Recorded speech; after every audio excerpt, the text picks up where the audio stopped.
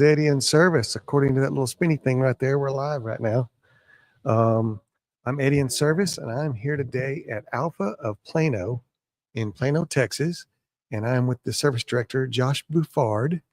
And I think that introductions are extremely important because lets the viewers know kind of your background and your expertise so that when we're talking about the things that we're going to be talking about today, you know what you're talking about. So give us a 3 to 4 minute spiel about you and your past. Well, good morning. I started my career at Universal Technical Institute, getting an education. When I graduated, I started at Christian Brothers Automotives as an oil changer. I spent about 6 years of the beginning of my career building that into being a line tech, what I would call a B tech. I wasn't quite an ASC master tech, but I was mid-tier. I could diagnose, just not like rapidly. And that's when I met Eddie Campbell over here, who convinced me to become a service advisor. So I transitioned from the role in the shop to becoming a service advisor. Learned how fun it could be because I naturally had a personality for people, helping. I had the service heart. And Eddie taught me how to utilize that to actually help customers, and started doing competitions, and it just got fun because I'm competitive. Yes, you are. Became an advisor there, worked my way up to becoming a drive manager, all the way to service manager, and then coming and transferring into here to become a service director. So I when I say I love and I have a passion for automotives, at the core of it, it starts in the shop, which is where I began, and expanding on that, because the happier your techs are, the more they take care of your customers, the more your customers are taken care of, the more they take care of you. So it's a never-ending cycle of having to keep that relationship going, which is where I've gotten to where I am now at the age of 35, running an Alfa Romeo and a luxury dealership, just having the time of my life, getting to see people's lives change. Yeah, I remember, I don't know how old you were when we first started working together, but I always had contests at every dealership I was ever at, you know, hours per RO, smallest RO list, just anything I could. And Josh would win every one of them. The other advisors wouldn't even compete after a while. I started having to invent contests that I thought you couldn't win, and you still won them. So, you know, I'm looking at you in those headphones. I have a picture of you back then. I had like a pair of $500 Alpine headphones. They're probably in a box in your closet somewhere.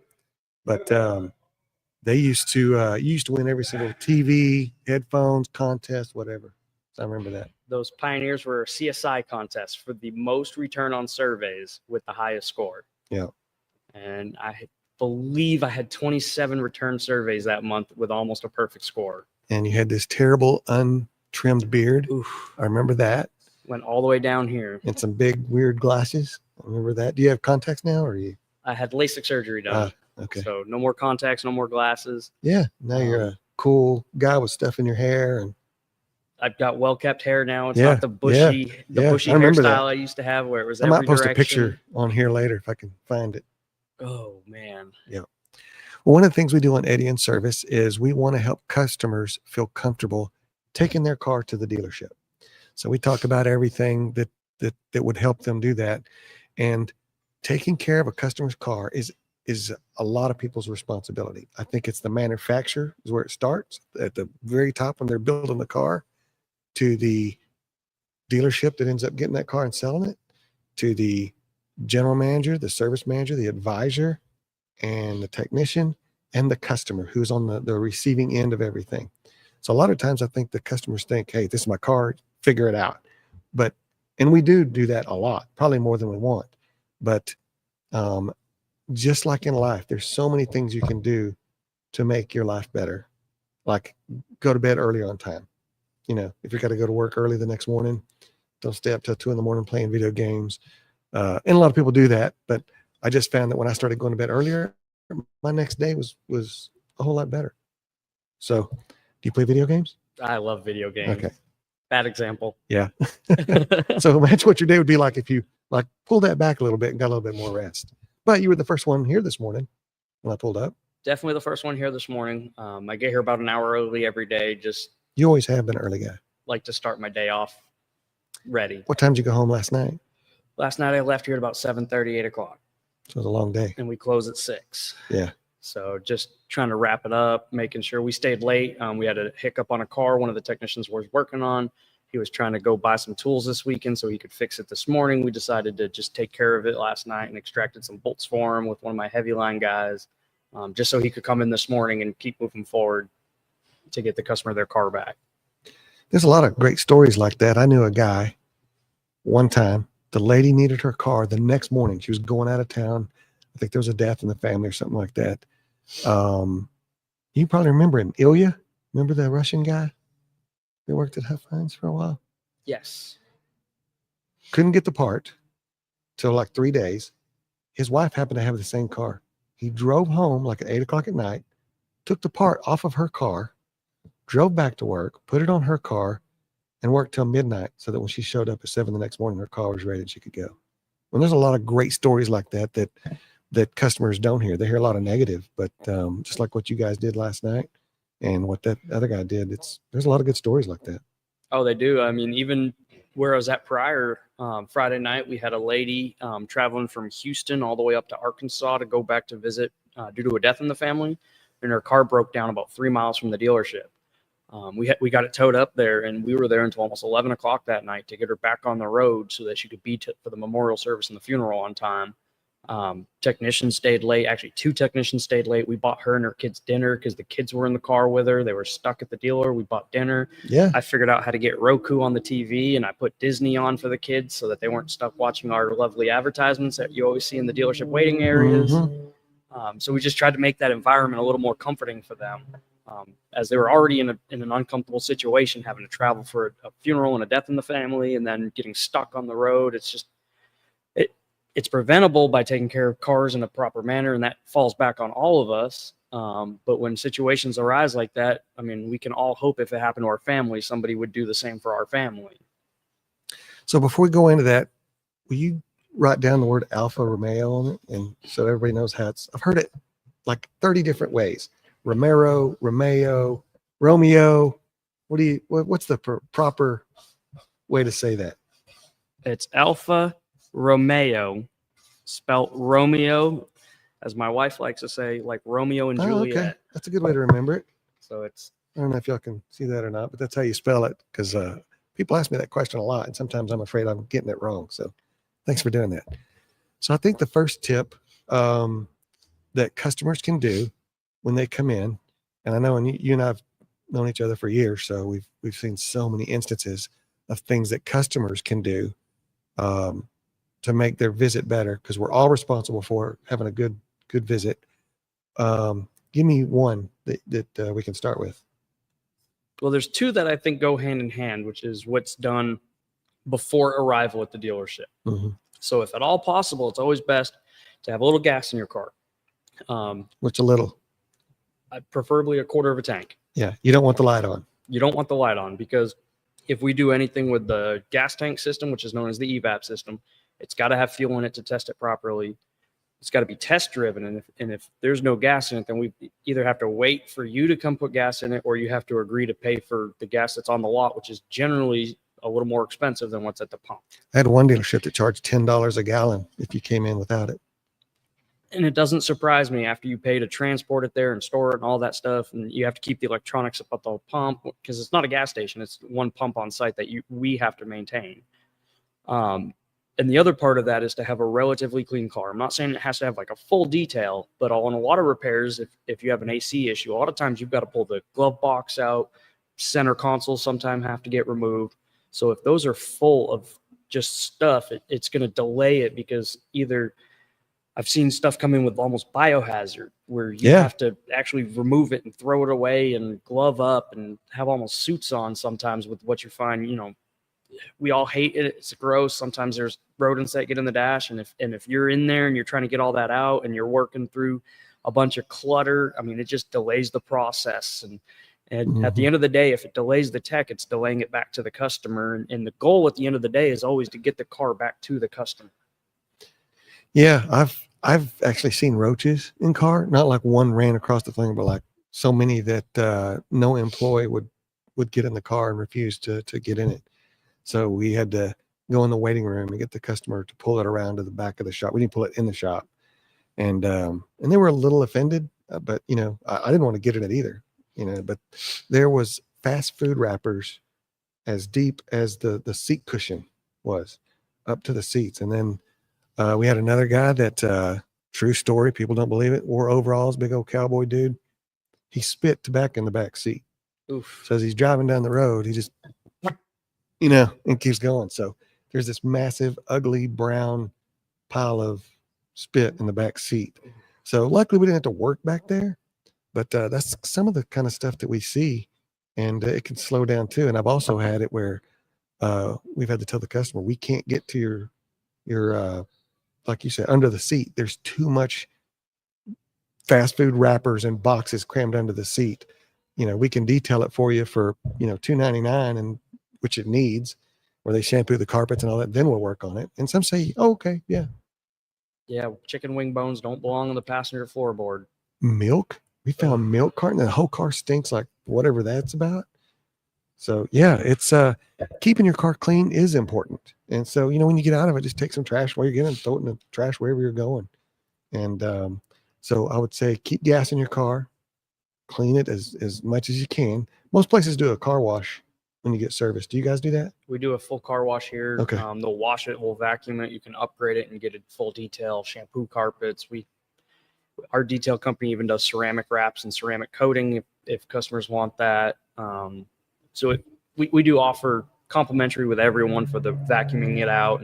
But even there, if they pull it back and it's full of fast food, they won't touch it because they're like, you know, we can't get in there properly without risking contamination. We've seen mold on carpets because the food is just caked onto the carpet, and it's a liability for them to touch it at that point without the proper, I hate to use the phrase hazmat, but hazmat apparel. Yeah. I did hear of a guy that got stabbed by a needle under the seat.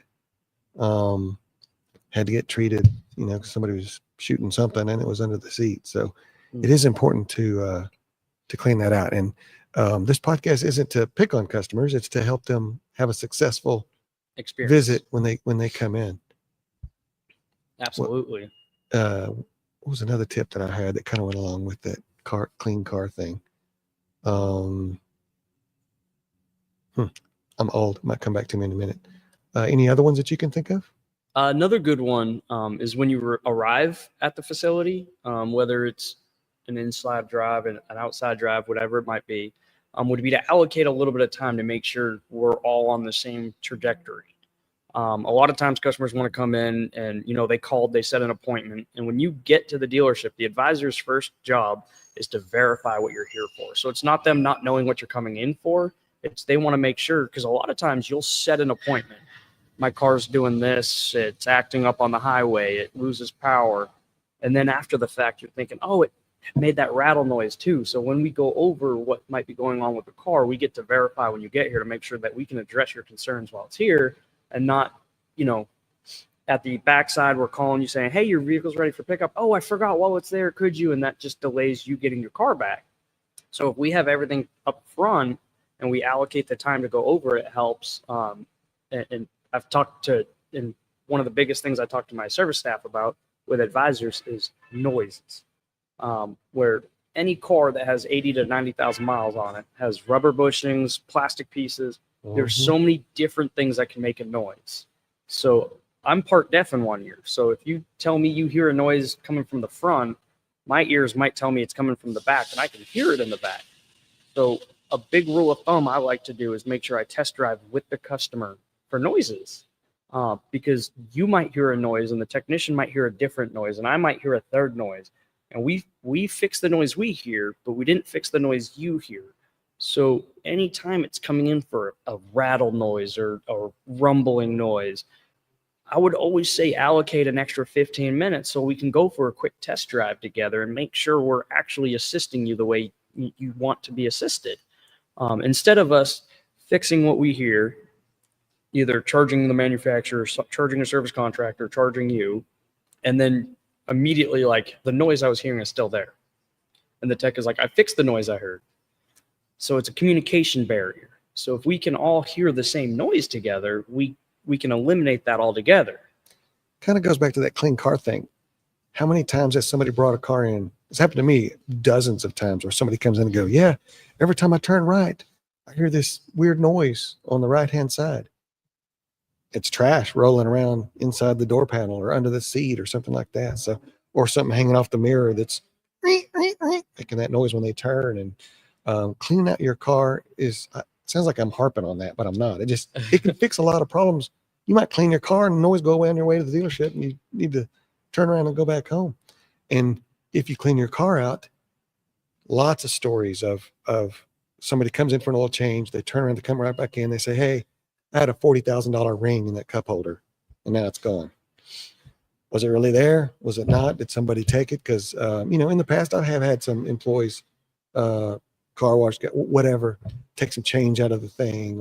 And some people on purpose put $1 in the cup holder to see if you're going to steal it or not, so that they don't have to trust your dealership. So just cleaning out the car. We've had people say we stole their gun. I heard of a case up north where a guy really did steal a gun and committed a crime with it, and they went looking for the owner of the gun who had it taken. So lots of people carry guns. It's Texas. So I say take it out before you go in, or keep it on you somewhere where somebody can't take it. Absolutely. That especially with the gun, that's a really good rule of thumb, because, not to scare people, but if that's stolen, you get the federal government involved in that. Mm-hmm. There's departments of the federal government that get involved for stolen firearms, for exactly what he was talking about. Somebody stealing a gun and killing somebody. Well, there's in-depth investigations, and you do not want to be wrongly imprisoned for that because somebody stole your gun and you didn't report it immediately. I worked at a Lincoln store. The doctor brought his navigator in, said he had a noise in the left rear, ticking noise when he hit bumps. My tech walks up, throws a big old bag of marijuana on the desk. He goes, here's your noise. It's like, what? Yeah, I fixed it. The guy stuffed it in the trim of his headliner. So I took it out. The doctor said, hey, we got your car fixed. We didn't want to embarrass him or anything. So he takes it. He leaves. He comes back 10 minutes later. Who's got my stuff? I'm like, what are you talking about? And he goes, I had a bag of it in there. Like, yeah, that's what was called. And he goes, I don't care. I want my stuff. And so the tech ran and grabbed it, and I don't know what he was going to do with it, smoke it, sell it, whatever. But came back, gave it to the doctor, and he left. So there's so many weird things like that I've heard, people put a flat on their car, change out the spare, and hear a clinking noise for 6 months after that. It's because they didn't bolt down their spare good enough. There's just so many things the customer can do to have a good experience. Found a golf ball in a spare tire compartment once, making a random rolling noise on sharp turns. Mm-hmm. Technician chased it for 3 hours looking underneath the car just for us to pull the spare tire at the end of it and be like, yep, there's a golf ball there. Do you remember Donna Smith that we worked with back in the day? She will actually be here next weekend. Really? She just said, what a wonderful and inspiring duo. She doesn't know it yet, but her rep that I've been talking to, Nick, is volunteering her to come out and help with us. All right. So Donna, if you're still watching, Josh is going to call you. It's like 55 degrees out here. I'm a little cold. I wish I'd have got some hot chocolate or something like that. But that makes me also think what a customer can do. I noticed during the summertime, every service department is extra busy with customers. If they would spread out their maintenance, it wouldn't be such a hassle to bring it in during the summer. It's busy. Mistakes are being made. There's a lot of things happening during the summertime. And then during the wintertime, I guess people don't want to get out, or they don't think summer is as hard on their car as winter. But what do you think about customers bringing their car in the winter instead of summer? What's your thoughts on that? I think it'd be a really good idea, especially everywhere I've been at. And Eddie's very accurate there. It slows down in the wintertime. So we all laugh we blame the state fair in Texas. But right around the state fair, it slows down and picks up again right around March. So in a repair in the summertime, that might take a week or two to do due to part availability, tech availability, workflow issues. A lot of times it's a 3-day repair during the wintertime because the volume isn't as high. And we also do most of our marketing discounts and advertisement during the wintertime to get car count up. So most of the time the price is a little low, and that just falls back on supply and demand. When there's a need for a lot of cars, you lower the prices and advertise lower prices. When you have lines of cars waiting to get worked on, it's supply and demand. The price doesn't drop as drastically. It's same with vacation weeks. The day before, Christmas or Thanksgiving, which is or coming up. whatever holiday it is, it gets really busy right about that same time frame. People wanting to hit the road, the day before you're hitting the road to take a vacation is not always the best point to make sure your car's safe for the road, because if something's found, there's a chance that car might not be ready to hit the road for your road trip. Try to do it a week or two ahead. And I can't tell you over the years how many families have pulled up, all the kids are in the car, the back seat is loaded with luggage and ice chests and whatever.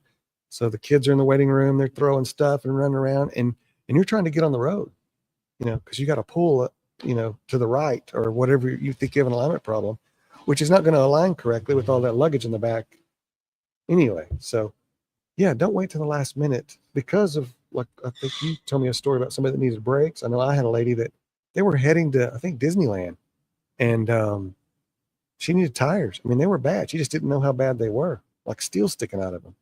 And she was just crying. She was like, to do this, I have to use all my vacation money. Luckily, we had a way for her to finance them, and it saved her whole trip. I mean, she was so happy, gave us good Google review, all that stuff. She was really happy that we were able to get her on the road without spending her vacation money. Absolutely. And like you were talking about the lady with the brakes, we had the finance option. She opted out of it. Her concern was the time, where she literally came in right before hitting the road saying, I want an oil change to make sure I'm safe for the road. We looked at her and said, well, your brakes are almost metal to metal. It's not really safe for your road trip. We need to knock these brakes out real fast. Turn the rotors, replace the pads. It was about $360. And she told me, no, I'm going to wait till after my trip. And sometimes I'm a little smart butt. And I kind of chuckled and said, no, you're going to do it halfway through your trip in the most inconvenient time. And on her way to Miami, she ended up having to do it at a little hole in the wall shop, like one of those small 2-bay garages attached to the parts shop.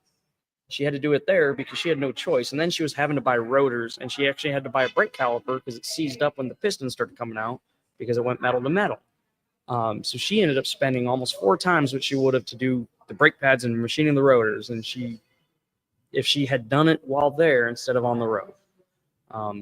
And at that point, she had her kids in the car, her husband was in the car, just the whole family there, trying to figure out what they're doing in the middle of nowhere on their way to Miami, Florida, from Dallas, Texas. It's not fun getting you repaired on vacation. It's happened to me. I had a blowout one time, Nashville, maybe Tennessee, somewhere around there, and had to pull into the closest place. I think it was a Goodyear, and they didn't have the right tire in stock, so I had to put a different brand tire on. So now I got 3 tires in one brand and one new one in the other. And you're supposed to be out having fun on vacation. Instead, you're sitting in a waiting room for 3.5 hours getting a flat. So preventive maintenance, and I talk about it all the time, is just, you don't want to wait till the fluid's black or the tires are bald or the brakes are bad. It's called preventative. You want to replace the fluid before it gets bad or before the tire gets bad. So I think timing is everything. So I guess your takeaway from that was, don't wait till summertime to take your car in. If it needs something during the wintertime, it's a perfect time. There's more coupons on the internet, like you say, and definitely could make your visit a lot better. Absolutely. And kind of what Eddie was talking about with preventative maintenance, it's always best to do it early. If your oil change, and I'll argue all day with the manufacturer on this, says 10,000 mile oil change increment, that's too late. If you're waiting 10,000 and then something happens and you can't come in for another week because you've got something going on at the house, or AC at the house went out and that they're fixing, and you can't get your car in, well, now you've had a long increment that you're doing late on top of that. It's problematic. Even though the manufacturer on a lot of these European cars, they say, 10,000 miles, that oil filter is not good for past 6,000. All of us that have done it for 10 plus years can tell you, we've seen inside these motors, when people stick to what the manufacturer says, it doesn't last. And no, they're only worried about it till it gets out of warranty. Exactly. I tell customers a lot. They'll come in, I go, how long are you keeping your car? They go, I get a new car every 3 years. Like, okay, well then, it's not as important to you. But I've seen people who said it's not important, and then after 3 years, they decide to give the car to their daughter or their kid. Now they haven't done the maintenance that they needed to do. And, you can't go back in time and change it. And instead of it being, $150, $200 here and there, now all your maintenance over 3 years is piled up, and you're talking, 12, $1,500 all Easy. at once. It's a bigger burden. You do it as you go, do it a little early. Not only do you have vehicles like mine that hit 300,000 miles, but even me, when I got rid of mine, I still retailed that vehicle at 300,000 miles because it was still in great shape. It still had original transmission, original engine, had a cylinder head done a couple years ago, but at 240,000 miles, I think it earned a little wear and tear on those valves. Yeah. And in fact, I didn't even have to pay for that repair really, because I had taken such good care of it that the manufacturer had stepped in. Most dealerships offer services where when you do them, you get a protection plan on the vehicle for the life of the vehicle. If they don't, that's something you should definitely look into getting on board with, because I mean, if you plan on keeping it for 150,000 miles, having somebody else to step in and help pay for big repairs, that's a win. I mean, that's a no-brainer. I've seen transmissions go out at 70,000 miles, and I've seen them last 200,000 miles. It all falls on us to help make sure you're educated and make sure we can help you, equip you to win in that situation and not just be stuck with broke down cars. It's our job to keep your dreams on the road, not in my parking lot. Yeah. And I get it. It's like going to the dentist or the doctor. It's not fun. You got to take off work.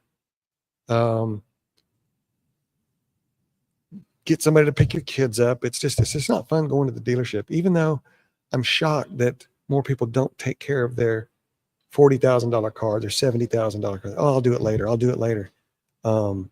Hopefully she's not watching, but I got a good friend. She'll call me and go, "Hey, you think if I bring my vehicle in, you can do an oil change today?" And I'm like, "Sure." So this is a true story. This was like 2 weeks ago. I hadn't seen her in 2 months. And she's like, I go, "Hey, where did you end up getting your oil changed?" I didn't. I was like, "What are you doing? Now you're 2 months over and you were behind then." "Well, I just got busy." And I was like, "How much you pay for that car?" She's like, $52,000. I was like, "You have to stop." I said, "Don't bring it to me. Stop wherever you're at right now and go get an oil change. I don't care if it's aftermarket dealership, whatever, but you got to change that oil, or you're going to be calling me saying, 'Hey, there's a funny noise in my car and I need a wrecker.'" Absolutely. And most of the cars being produced now, like he said, are 50,000, 60,000, 80,000 if you want to buy an SUV nowadays, like a full-size SUV, like a Tahoe, Sequoia, something Even a pickup along those truck. lines. Pickup trucks, 80,000 plus. I mean, if you do the math, that's a third of a house. So if second biggest investment. Yeah, exactly. And if the plumbing in your house started leaking, are you going to take a little tape around it and hope that tape holds the water leak in, or are you going to call a plumber out, fix the plumbing before it ruins the carpets and ruins the floor and ruins the walls? Or are you going to get a roofer out if you've got a water leak from your shingles, your roof? Are you going to get somebody out to fix that? Or are you going to hope that water leak doesn't do more damage? You're going to fix it because that's your biggest investment. Well, your car is the second biggest. So if you've got an $80,000 car and you want to keep it for 5 years and hope you get some money back out of it, you've got to make sure that you do take care of it, that the fluids are topped off, the oil is changed in a professional manner. There's no oil leaks when you return the car.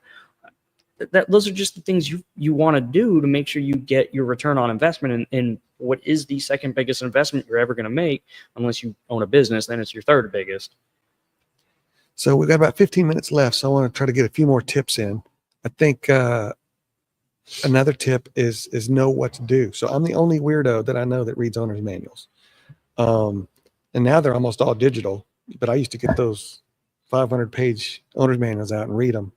And I always learned something. I'm in the business my whole life. I mean, my whole life since I was 8 years old. So I've been doing this 50 years and I still learn something new every time I read one of those owner's manuals.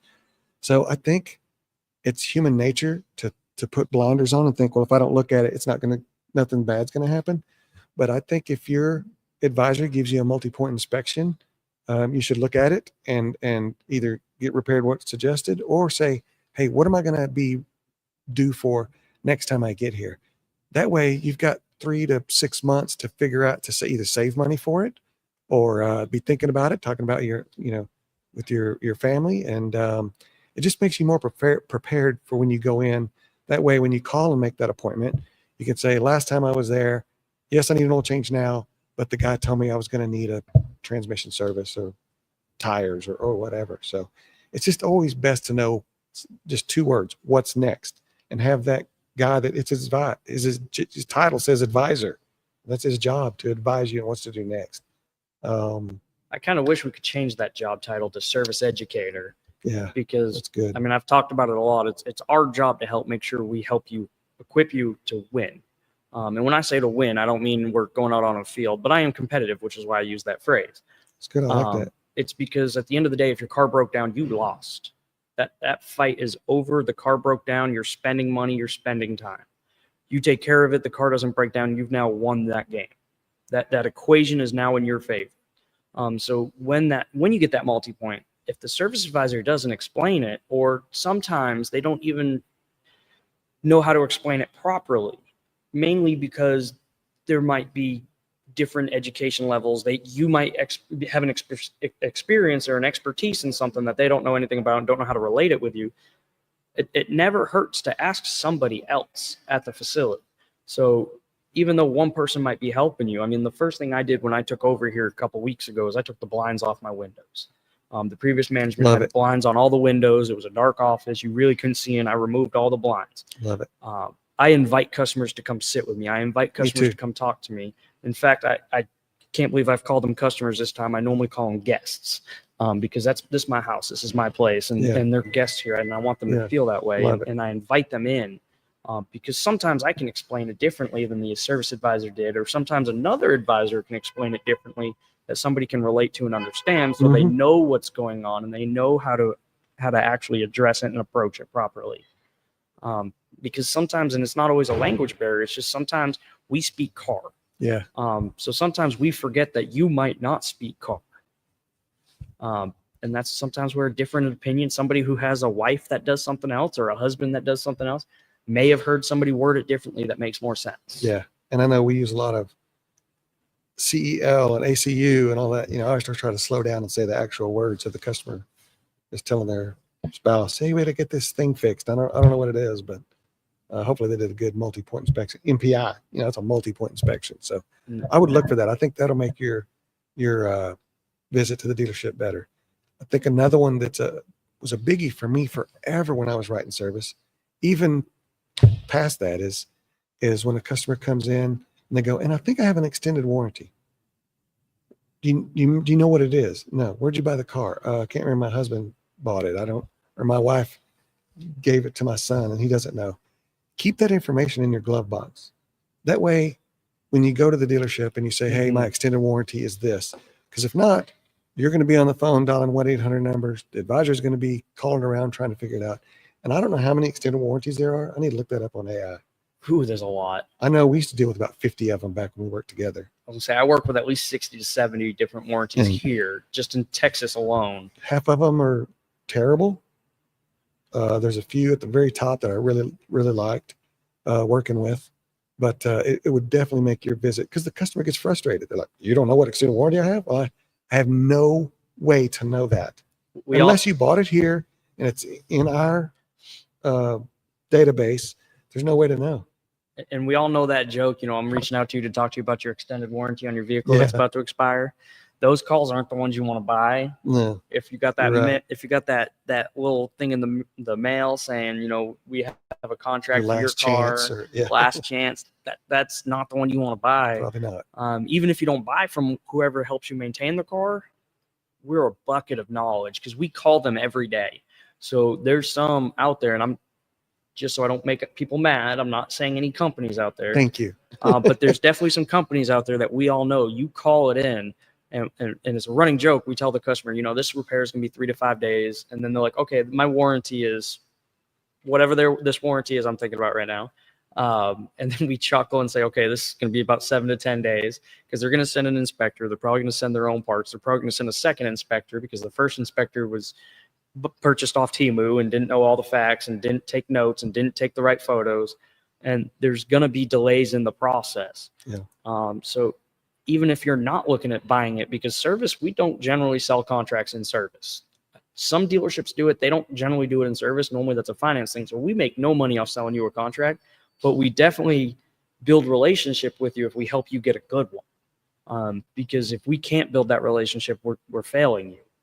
Yeah, I think a lot of customers also believe that we don't find something or we don't approve the repair, that we're saving money somehow, and we're not. We want to repair your car. Advisors, that's how they get paid. Is they don't get paid unless they repair your car, whether it's extended warranty that pays for it, the customer that pays for it, or the warranty from the manufacturer that pays for it. So that's a myth out there that's not true. The advisor wants to do a repair to your car if he can find it. There's just so many times that they can't find that issue that you brought it in for. Oh yeah. So we're not in the car looking business. We're in the car fixing business. Looking at a car and not finding anything doesn't help anybody in these walls help you. It doesn't help us. It doesn't help the technicians. It doesn't help move parts off shelves onto cars. It doesn't help anybody. We want to. And that's why I talked about at the beginning about allocating enough time. Because sometimes that information you're giving us is vital to figure out exactly what the car is doing, because, customer can bring it in, guest comes in, my car acts up on the highway. So we hit the highway driving 60, 62 miles an hour, which is a little low, but we don't try to speed in customer cars and nothing acts up, and then go for a test drive with the customer to get them to duplicate it. And they hit 96 on an off ramp. Oh, okay. We're not driving the car right to see what's going on with it. You're going to have to sign off on us to drive it this way. It's not legal. Yeah. Higher speed, high RPM isn't exactly a good way to duplicate a customer concern. But if that's what it takes, if you don't demonstrate that, there's nothing for us we can really do with it, because we have to abide by the laws. Because if we're pulled over in your car, it could be a bad situation for you and us.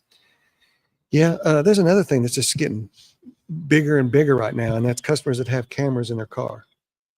I like it, but I would like to know if there's a camera in the car when they drop the car off. I think a lot of people gotcha, but sometimes there's colorful language out in the shop.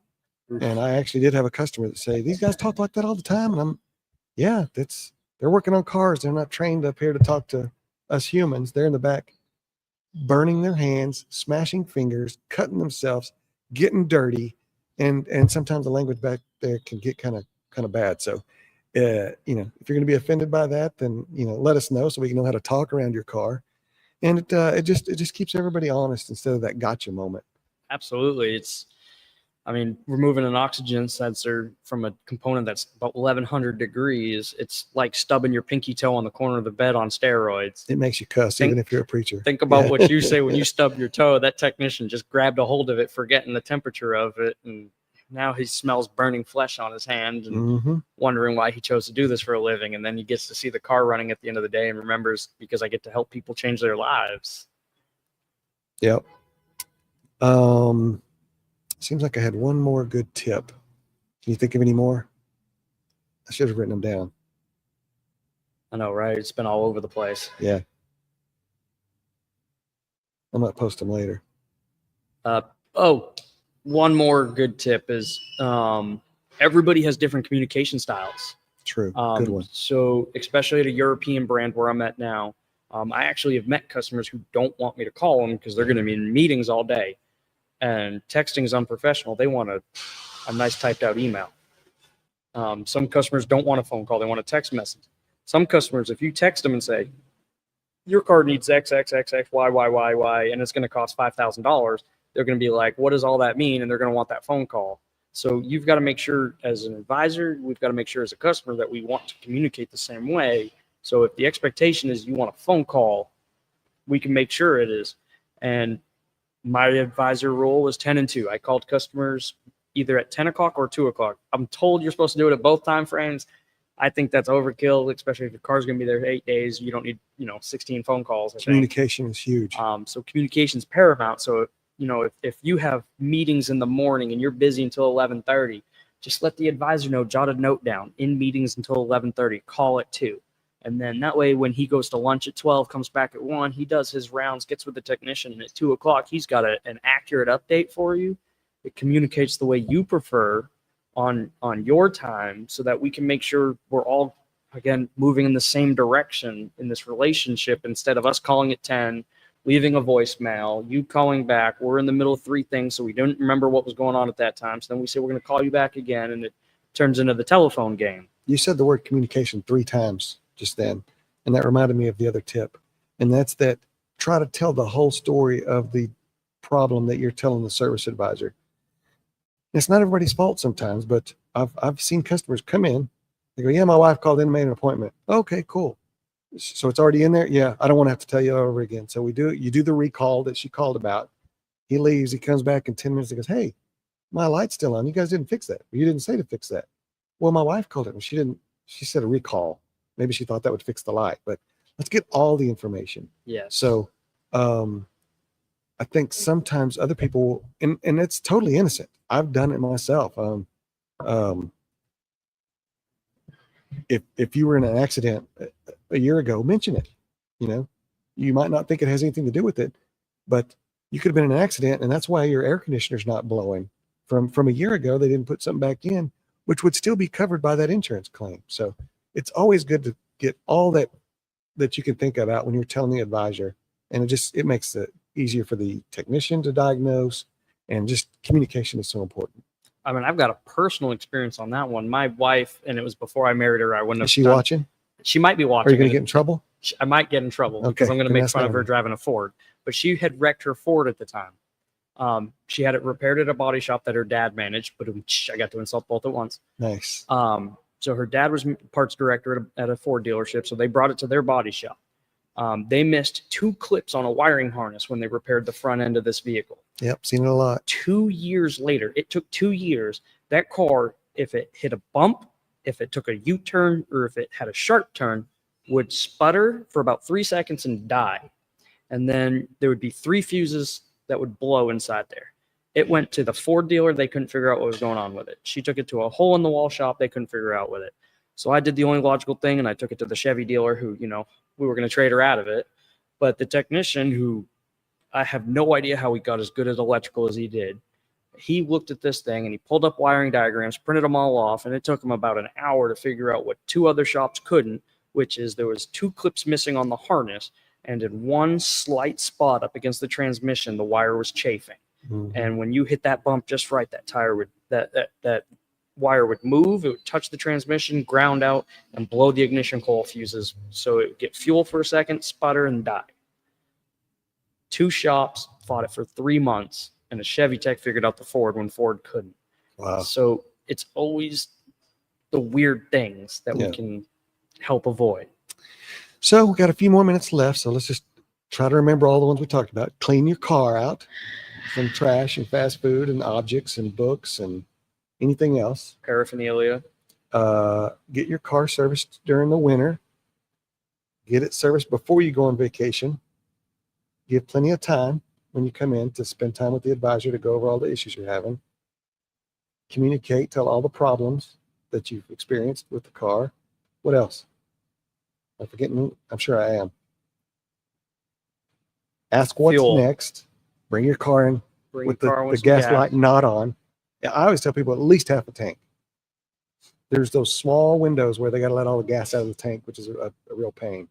But just make sure the gas light's not on when you come in. So thank you, Josh, for being here today. I hope some customers got some good tips, and the next time they come in, we love our customers. We can't have a job without them.